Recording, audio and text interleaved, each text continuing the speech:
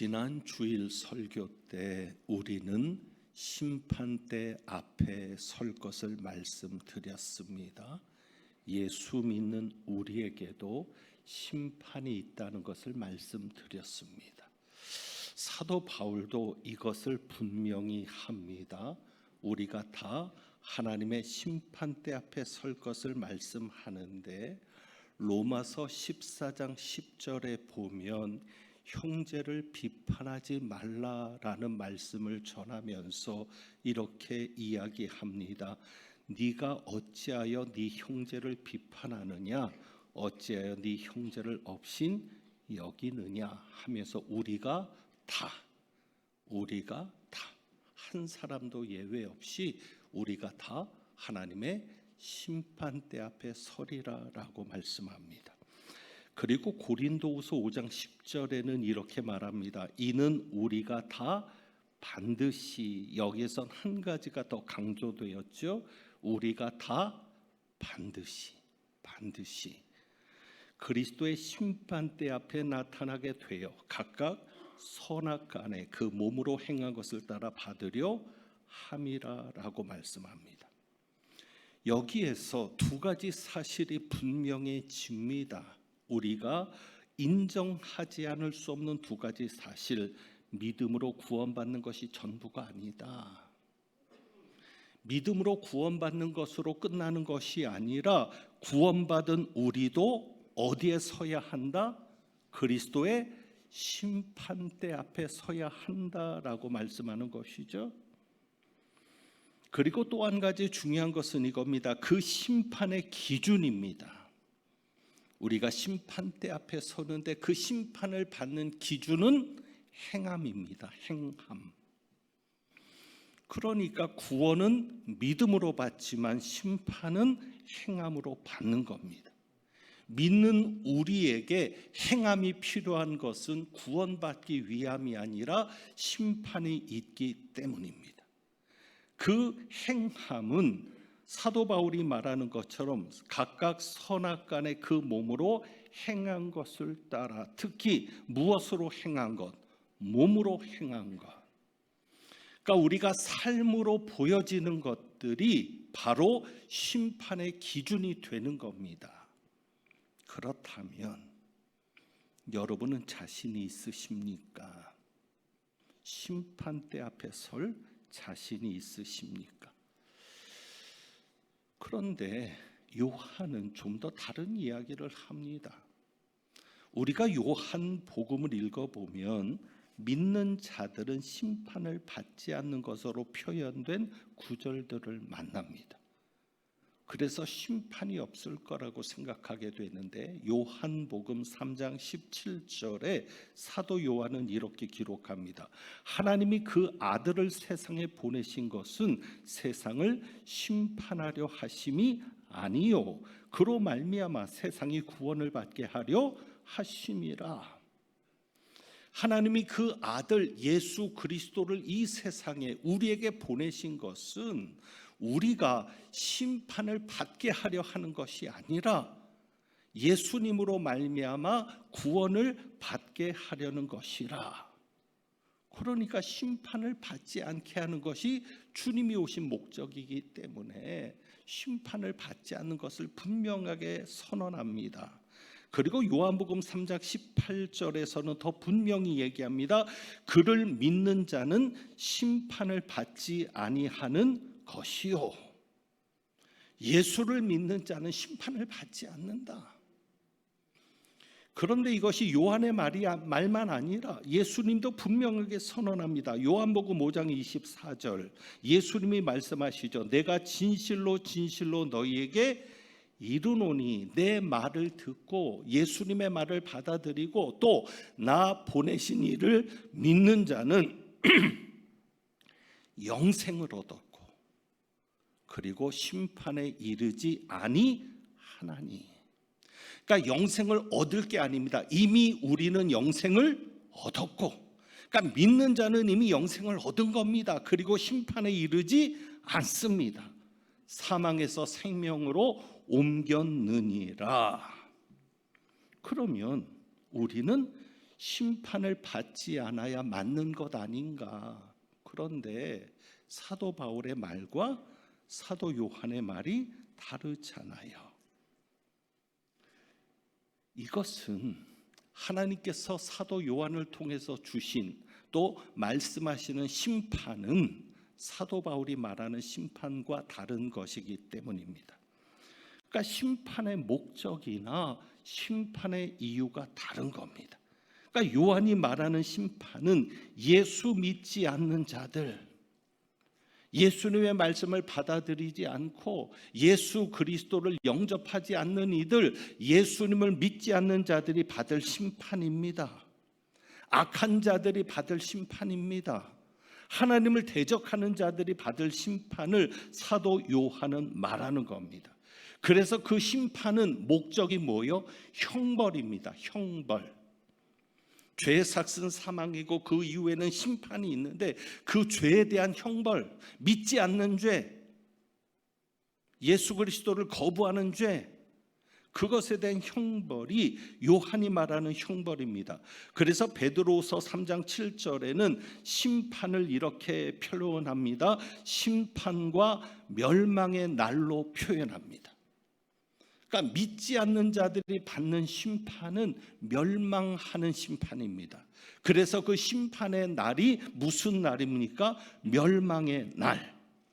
그리고 히브리서 10장 27절에는 그래서 오직 무서운 마음으로 심판을 기다리는 것과, 그러니까 이 심판이 멸망을 위한 심판, 벌을 위한 심판이니까 심판을 기다릴 때 무서운 마음으로 심판을 기다리게 되고요. 그 다음에 대적하는 자를 소멸할 맹렬한 불만 있으리라. 대적하는 자, 하나님을 대적하고 예수 그리스도를 대적하는 자에게 있는 그 심판은 무엇으로 이루어지는 심판입니까? 맹렬한 불, 소멸시키는 맹렬한 불로 이루어지는 심판인 것을 분명히 말씀합니다. 이것이 사도 요한이 말하는 심판입니다. 우리는 이 심판을 받지 않죠. 그러니까 믿는 자가 받는 심판은 다릅니다. 우리는 형벌로의 심판을 받지 않습니다. 왜? 예수 그리스도께서 이미 우리의 죄값을 다 담당해 주셨기 때문에.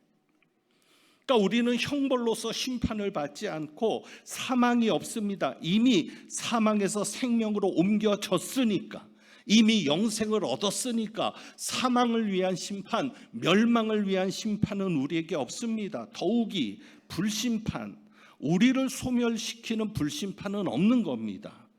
그렇다면 사도 바울이 말하는 그 심판은 어떤 심판이냐?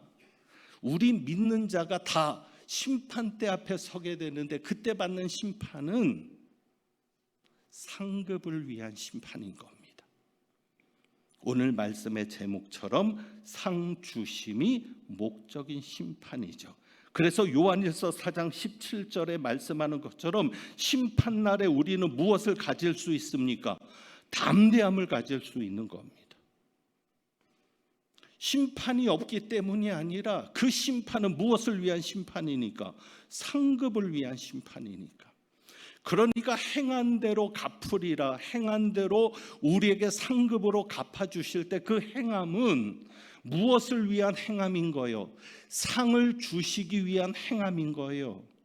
그러니까는 하나님께서 어떻게든지 우리에게 상을 주시려고 행한 것을 긁어 모으는 겁니다. 어떻게든지 상 주려고 모으는 겁니다. 조금이라도 잘한 것이 있으면 그 잘한 것으로 칭찬하려고 하나하나 모으시는 주님이신 겁니다. 하다못해 말 한마디 잘한 것도 상 주십니다. 여러분, 힘들고 어려운 이들에게, 용기를 잃고 절망하고 있는 애들에게 따뜻한 말 한마디, 아내에게 하는 남편의 따뜻한 말 한마디, 남편에게 건네는 아내의 따뜻한 말 한마디 돈 들 거 있습니까? 여러분, 그 말 한마디로 다른 사람에게 용기를 주고 격려를 주고 다시 살아갈 힘을 주는데, 그래서 그 사람이 다른 인생을 살자고 일어나는데 그 말 한마디 하는데 돈 들 일 있습니까? 돈 들 일 없잖아요. 여러분이 수고할 것이 있습니까? 말 한마디 해주는 건데. 그런데 하나님은 여러분의 그 말 한마디를 들으시고 기억하셨다가 무엇을 주신다? 상 주신다. 그렇게 따지고 보면 우리 중에 누구라도 상 받지 못할 리가 없는 겁니다. 여러분의 가정을 잘 지켜오셨잖아요. 힘들고 어려워도 마음에 안 맞아도 포기하지 않고 끝까지 지켜왔잖아요. 하나님 기억하시거든요. 그러니까 우리 하나님은 여러분이 행한 대로 갚으시는데 잘못 행한 것, 죄를 지었다거나 하나님의 뜻대로 살지 못했던 그런 잘못된 것들은 예수님 뒤로 감추시고, 왜? 이미 주님께서 갚으셨고, 하나님 잘못했습니다, 용서해 주세요. 그래, 내가 잊겠다. 그리고 무엇만 기억하시는 거예요? 잘한 것만. 어떻게든지 여러분에게 상 주시고 싶어서 잘한 것만 기억하시는 우리 하나님이십니다. 그래서 우리 모두에게는 받을 상이 있는 겁니다. 그래서 바울이 14절에 이렇게 말할 수 있는 겁니다. 표대를 향하여 그리스도 예수 안에서 하나님이 위에서 부르신 부름의 상을 위하여 달려가노라. 자, 이 말을 풀어보면 하나님이 우리를 위에서 부르셨습니다. 그런데 그 위에서 부르신 무슨 부름의 상. 그러면 하나님이 우리를 부르실 때 무엇을 위해서 부르셨다는 거예요? 상 주려고 부르셨다는 거예요. 단지 여러분에게 천국 가는 구원만 주신 게 아니라 천국에서 상을 누리면서 면류관을 쓰며 살아갈 수 있도록 상을 주시기 위해서 여러분을 부르셨다는 겁니다. 그것이 바로 사도 바울이 발견한 표대입니다. 표대를 향하여 바울이 달려간다고 했습니다. 그 표대를 향하여 달려가는데 그 표대가 무엇입니까? 하나님이 위에서 자기를 부르신 부름의 상인 겁니다. 그 상이 표대인 겁니다. 여러분에게도 하나님이 주신 상, 하나님이 여러분을 위해 준비하신 상이 여러분의 표대로 보여질 수 있기를 원합니다. 그리고 12절에서는 또 이렇게 표현합니다. 그리스도께 내가 이미 얻었담도 아니요 온전히 이루었담도 아니라 오직 내가 그리스도 예수께 잡힌 바 된 그것을 잡으려고 달려가노라. 바울이 똑같이 달려간다라고 표현합니다. 14절에도 달려가노라. 이 달려가는 것은 조깅이 아닙니다. 건강을 위해서 달리는 게 아니라 올림픽에 나가서 메달을 얻기 위해서 달려가는 전력 질주를 말하는 거죠. 근데 바울이 부름의 상을 위하여 내가 달려간다라고 하면서 또 뭐를 얘기합니까? 12절에는 그리스도 예수께 잡힌 바 된 그것. 그러니까 바울은 자기가 어떤 인생을 살고 있음을 알았어요. 예수님 앞에 붙잡힌 바 된 인생을 살고 있는 것을 안 거예요. 자기는 자기 마음대로 산다고 생각했는데 예수님께서 바울을 붙잡으셨다는 거죠. 바울을 붙잡으셨을 때 목표가 있었다는 겁니다. 그게 뭐냐면 예수께 잡힌 바 된 그것. 바울이 예수님을 붙잡으셨을 때 목적이 있어서 붙잡으신 거예요. 그래서 예수께 잡힌 바 된 그것은 바울에게 주님이 가지신 목표인 것이죠. 그런데 그 목표가 뭐예요? 표대이고 그것이 위에서 부르신 부름의 상인 겁니다. 그러니까 예수님이 바울을 붙잡으셨을 때 목표를 가지고 뜻을 가지고 붙잡으셨어요. 그래서 바울이 그 목표를 향해서 달려갔을 때 그 마지막에 무엇을 받는 겁니까? 바울을 부르신 부름의 상을 받게 되는 거죠. 바로 그 목표, 그것이 우리 오늘 할렐루야 찬양대가 찬양했던 사명이라고 우리는 말을 하는 겁니다.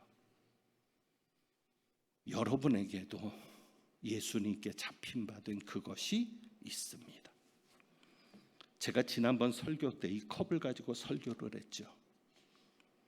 이 컵은 자기가 원해서 이 자리에 있는 것이 아닙니다.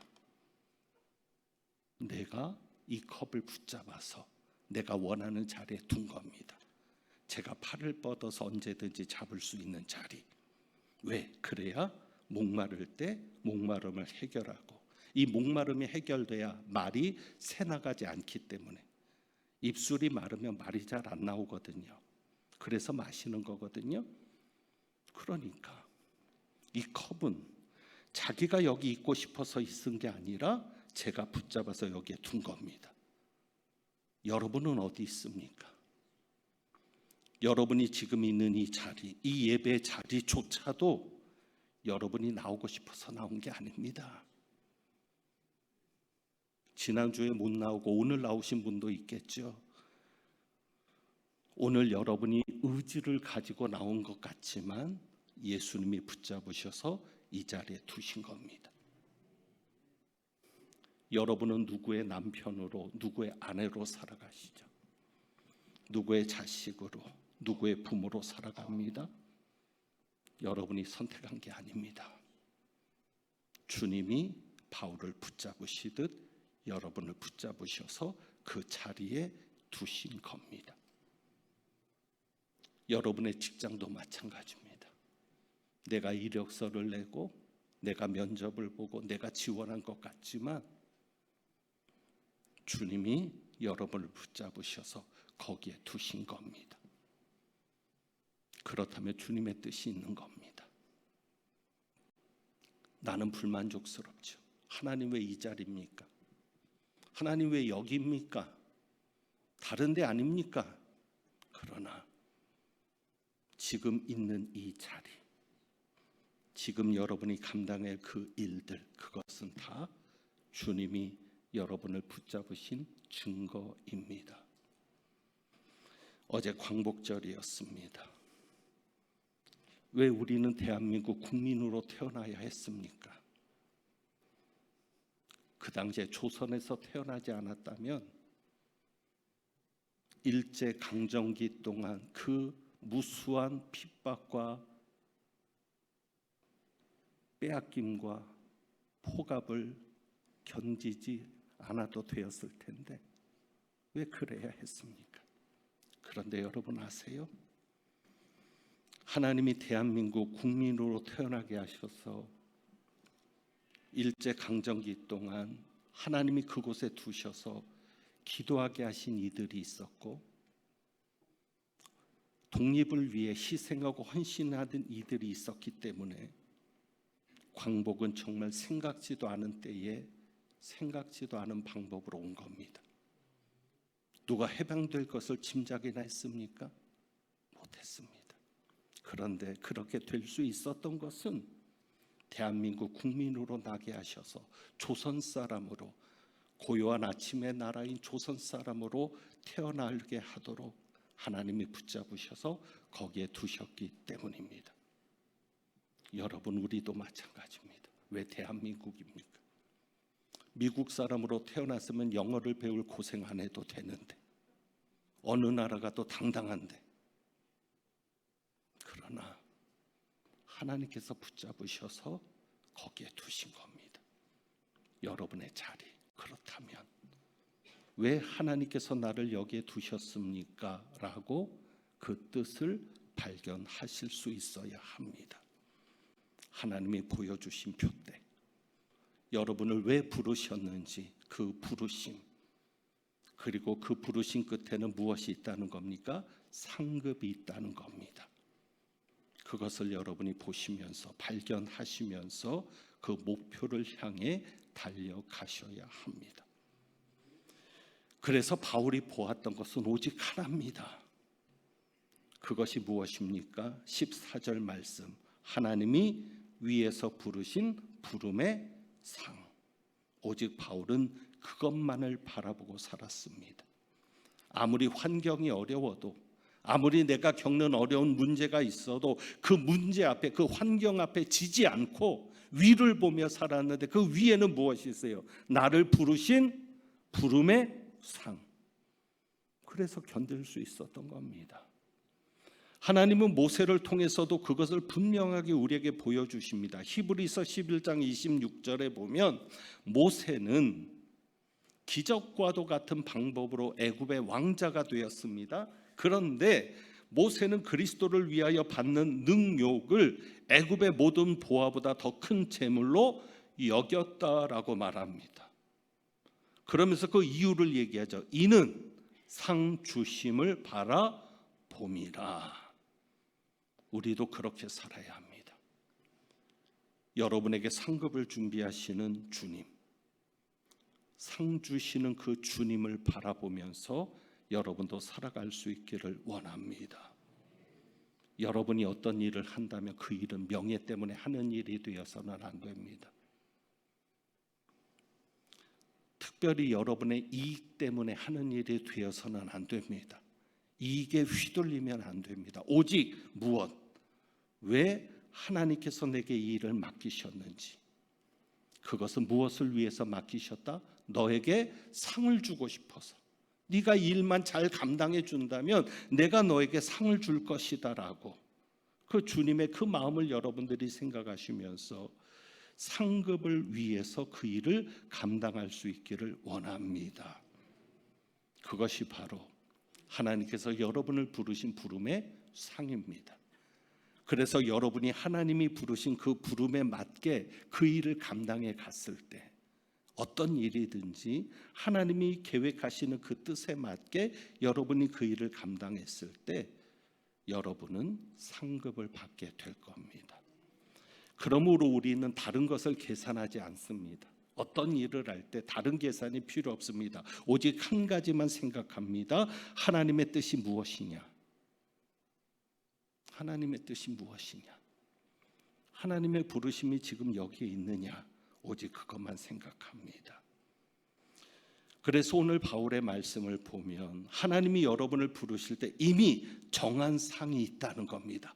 붙잡힌 바 된 그것 때문에 붙잡으셨다는 거거든요. 이미 그것이 있다는 거예요. 그것이 또한 여러분에게 주어진 가치입니다. 오늘 여러분에게 한 가지 물건을 좀 소개하죠. 여러분이 정말 좋아할 물건입니다. 아마 싫어하는 분 없을 텐데 보여드리겠습니다. 놀라지 마시고. 야, 아니 어떻게 표정이 설교 들을 때보다 더 환해집니까? 찬송할 때보다 더 환해지네요. 하나님께서 환할 정도로. 여러분, 5만 원권 지폐인데 이 지폐 원가가 얼마인지 아십니까? 한국은행은 얼마 전부터 화폐의 제조 원가를 공개하지 않기로 했습니다. 그러니까 동전, 주화라고 합니다. 동전은 원가가 이미 다 공개되어 있습니다. 500원짜리, 100원짜리, 10원짜리. 그런데 지폐는 원가를 공개하지 않았습니다. 과연 이 500원의 제조 원가는 얼마일까? 종이와 인쇄비만 따지면 1,000원짜리든 5,000원짜리든 별 차이가 없을 겁니다. 그런데 500원은 특별히 제조 원가가 더 비싸다고 합니다. 왜냐하면 이 5만 원권에는 도난 방지 장치나 위조 방지 그런 것들이 세밀하게 들어가 있기 때문에 그 위조 방지 장치를 생각하면 훨씬 더 많은 제조 원가가 들어갔을 것이다라고 여깁니다. 그래서 사람들이 공개된 여러 가지 자료를 가지고 그러면 이 제조 원가가 얼마일까를 생각해 보았더니 대략 300원에서 500원. 그러니까 원가는 300원에서 500원짜리를 우리는 얼마에 사서 쓰고 있는 거예요? 5만 원에 사서 쓰고 있는 거예요. 그래서 300원에서 500원이 제조 원가라고 얘기를 하면서 평균적으로 한 400원이 될 것이다라고 얘기합니다. 그런데 여러분, 이 5만 원짜리 제조 원가가 400원이지만 누구도 이 돈을 쓰면서 400원이라고 생각하며 쓰는 사람은 없어요. 이 돈을 쓰면서 400원의 물건만 받고 나머지는 받지 않는 분은 어리석은 자입니다. 그러니까 이 돈은 얼마의 가치를 가지고 사용되고 있어요? 5만 원의 가치. 왜? 그 가치는 누가 부여하신 가치입니까? 한국은행이 원가 400원짜리지만 5만 원의 가치를 부여해서 세상에 내놓으니까 어디서든지 이거는 5만 원으로 쓰이는 거죠. 마찬가지입니다. 저나 여러분에게도 하나님이 부여하신 가치가 있습니다. 그것이 부름입니다. 부름의 상. 제조 원가를 따지면 저나 여러분이나 뭐 별 차이 있겠어요? 제가 좀 제조 원가가 비쌀 수 있어요. 덩치가 크니까. 그런데 중요한 것은 제조 원가가 아니라 하나님이 부여하신 가치거든요. 도대체 하나님은 여러분에게 얼마의 가치를 부여하셨을까? 그럼 여기서 더 중요한 문제가 생기죠. 그러면 나는 그 가치대로 쓰여지고 있는가? 여러분이 이 돈을 가지고 세 가지를 생각할 수 있습니다. 첫 번째는 이 돈을 그냥 장롱에 처박아 두는 겁니다. 쌓아두는 겁니다. 그러니까 1달란트 받은, 1달란트 받은 종의 비유처럼 그냥 넣어두면 사실은 5만 원의 가치도 없는 거예요. 왜? 쓰여지지 않는 가치니까. 영원인 겁니다. 그냥 제조원가 400원. 또 하나는 이 5만 원짜리를 10만 원 포장 케이스에 넣어보는 겁니다. 아주 예쁜 케이스. 그러면 그 가치는 어떨까요?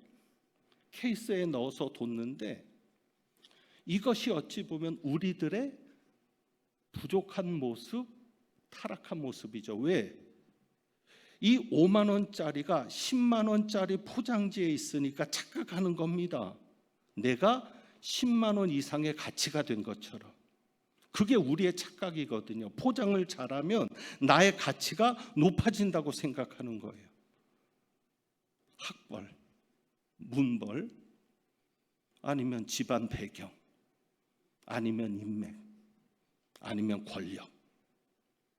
그 포장이 나의 가치를 높인다고 생각하지만 중요한 것은 쓰여질 때는 5만 원으로만 쓰여지는 거죠. 정말 중요한 것은 무엇입니까? 쓰여지는 겁니다. 예쁜 포장지에 넣어서 보관하는 것도 아니고 그냥 처박아 두는 것도 아닌 5만 원은 무엇만큼 5만 원의 가치로 쓰여질 때 귀한 일입니다. 마찬가지죠. 하나님이 우리에게 부여하신 가치가 있어요. 그래서 그 가치만큼 상급을 준비하고 계시는 거예요. 너 오면 내가 상 줄게. 너 정말 잘 살았구나. 힘든데 잘 견뎠구나. 정말 귀하게 살았구나. 빨리 와라. 내가 상 줄게. 그래서 우리는 하나님이 이 땅에 보내실 때 부여하신 가치만큼을 가지고 사는데 중요한 것 두 가지입니다. 가치만큼 여러분 사용되고 있습니까? 여러분 그렇게 사용하십니까? 그리고 더 중요한 것이 있어요. 이 5만 원으로 음식물을 사가지고요, 먹을 것이 없어서 굶어 죽는 이들, 정말 하루만 먹고 사는 이들이 먹을 것이 없어서 굶어 죽을 때 그를 살릴 수 있다면, 생명을 살리는 일에 이 5만 원이 쓰여진다면 액면가 5만 원의 가치보다 더 귀한 열매를 남기는 일이죠. 1,000원짜리도 5만 원보다 부족한 1,000원짜리도 5만 원이 살리는 일에 쓰이지 못하면 아무 의미가 없는데 1,000원이라도 그 1,000원짜리 음식을 사서 사람을 살리는 일에 썼다? 그것은 귀한 가치죠. 그렇습니다. 여러분, 살리는 사람이 되셔야 합니다. 여러분의 가치가 얼마인지 모르지만 여러분이 있기 때문에 여러분의 가정이 살아나고, 여러분 때문에 여러분의 남편이 살아나고, 여러분 때문에 여러분의 아내가 살아나고, 여러분 때문에 여러분의 자식들이 살아나고, 여러분이 교회에 있으니까 교회가 살아나고, 여러분이 그 부서에 들어가면 그 부서가 살아나고, 여러분이 그 회사에 가니까 회사가 살아나고, 그런 사람이 되어야지 여러분의 가치를 가지고 사람을 죽이는 일에 쓴다면 이 5만 원을 가지고 사람을 죽이는 것을 쓸 수 있어요.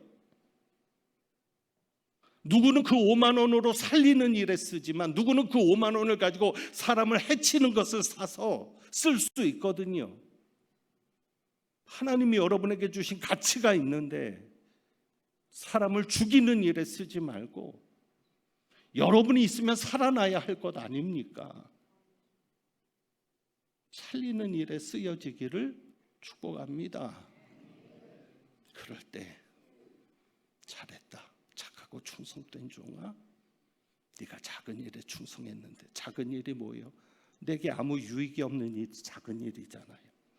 너에게는 유익도 없는 일에 그렇게 네가 충성을 했구나. 네 5만 원을 다 허비했구나. 그래, 나와 함께 즐기자. 그 상급이 여러분의 상급이 될 줄로 믿습니다. 우리가 지난 설교에 베드로를 통해서 남은 때를 하나님의 뜻을 따라 살자고 했습니다. 하나님의 뜻이 무엇입니까? 여러분을 부르신 부름의 뜻, 여러분을 붙잡으실 때 그 주님의 목표, 그것이 하나님의 뜻입니다. 그 목적을 이루어드리는 여러분이 되셔야 합니다. 제가 신방을 가끔 하는데 신방 가서 가정 예배를 드립니다. 가장 귀한 게 뭐냐면 음식을 잘 준비하는 건 저에게 관심이 아니에요. 저는 덩치보다 조금 먹습니다. 웃으시는 분들 너무 심하게 웃으면 제가 상처를 받습니다. 그러니까 뭐 잘 준비할 거 없어요. 그냥 물 한 잔이면 감사한데 귀한 것은 뭐냐면 아이들이 와서 예배를 같이 드리는 거예요. 그게 너무 귀합니다. 야, 아이들이 예배 드리기 싫어할 텐데 어른들 예배잖아요. 그래서 제가 신방을 갈 때는 지갑을 가지고 갑니다. 그래서 지폐를 종류별로 넣어 놓습니다. 아이들의 나이대에 맞게 뭐라도 주고 싶어서. 그렇게 예배를 드리고 나서 물어봅니다. 너 하고 싶은 거 있어? 전공은 뭘로 하고 싶어? 직업은 뭘 가지고 싶어? 그런데 이 말씀을 깨닫고 나서는 질문이 바뀌어야 되겠다. 어떻게 해요? 여러분, 그러니까 부모님들도 자식들을 향해서 질문을 바꾸셔야 돼요. 너 하고 싶은 일 있어? 너 가지고 싶은 직업 있어? 너 소망이 뭐야? 장래 꿈이 뭐야가 아니라 하나님이 너에게 뭘 원하실까? 하나님이 너에게 무슨 직업을 가지게 하실까? 하나님이 너를 통해서 어떤 일을 이루고 싶으실까? 엄마 아빠를 칭찬해 줍니다.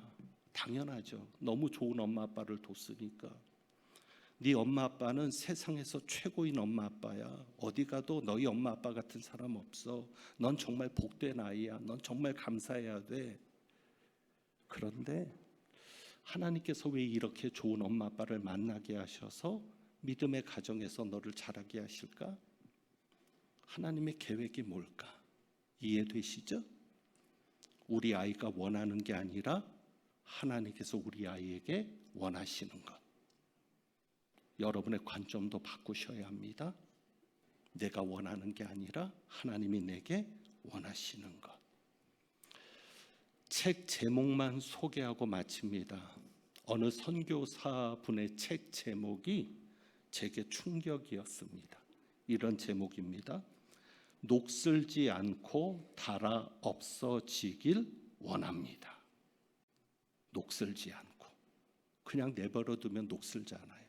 녹슬지 않고 닳아 없어지길 원합니다. 여러분도 그렇게 쓰임 받기를 원합니다. 그래서 우리가 주보에 있는 이 찬양 드려보죠. 우리가 언젠가는 여정을 끝내고, 우리 인생의 여정을 끝내고 강 건너 언덕 이르러서 이 길 끝에서 주님을 보게 될 겁니다. 그때 여러분이 하나님 앞에, 예수님 앞에 자랑할 것이 좀 많으면 좋겠습니다. 그래서 자랑할 것을 좀 장황하게 이야기할 수 있는 그런 남은 삶이 되기를 원하는데, 우리 그것을 기대하면서 한번 이 찬송 드려봅니다.